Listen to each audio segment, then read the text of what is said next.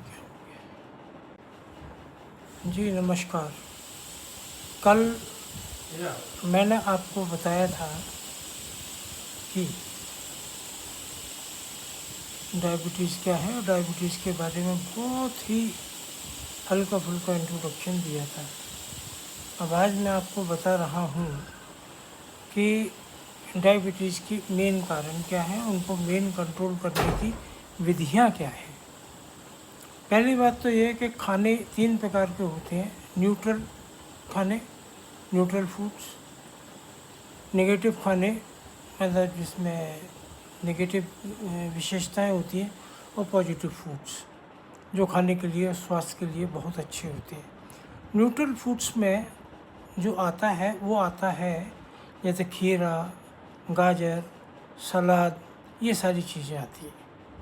तो इनको आप चाहे जितना खाएं, ना इनसे कुछ आपको नुकसान होगा ना इनसे ज़्यादा फ़ायदा होगा, लेकिन ये आपकी मदद करेंगे कि आप पूरी तरीके से खाना ना खा पाएँ। क्योंकि अगर आपने 200 ग्राम सलाद खा लिया है, 200 ग्राम कुछ खा लिया है, तो उसकी वजह से होगा क्या कि जो आपकी कैपेसिटी 300 ग्राम खाने की थी, तो आप ज़्यादा से ज़्यादा 100 ग्राम खा पाएंगे। तो ये हेल्प भी कर सकता है। नेगेटिव फूड्स होते हैं वो सारे फूड जैसे गेहूँ, चावल और जो रोज़मर्रा का जो खाने का सामान है, कचौड़ी, समोसे, ये सब जो चीज़ें जो हम टाइम टाइम पे खाते हैं, ये सब आते हैं नेगेटिव फूड्स में। पॉजिटिव फूड्स में वो सारे फूड्स हैं जो आपके स्वास्थ्य के लिए बहुत ही अच्छे हैं, जैसे प्रोटीन्स। अब प्रोटीन्स में अब आप ले लीजिए जो पॉजिटिव फूड्स हैं, पनीर है, दही है, दही की लस्सी है, इस टाइप की जो चीज़ें हैं खाने पीने की, दालें, ये सब जो है एक अच्छे लेवल पे आपको पॉजिटिव फूड की कैटेगरी में लाते हैं। तो ये आपको खाने का भी पता लग गया कि खाने के प्रकार कितने होते हैं। अब सवाल ये उठता है कि शुगर को हम कंट्रोल कैसे करें। अब शुगर को कंट्रोल करने के लिए बड़ा सीधा हिसाब है।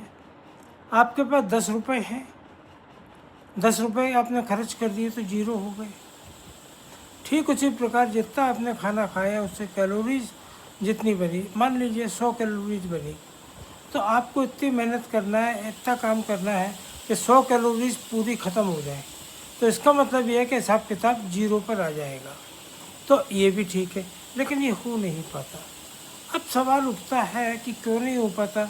इसलिए कि एज के हिसाब से, बीमारी के साथ साथ जो पाचन क्रिया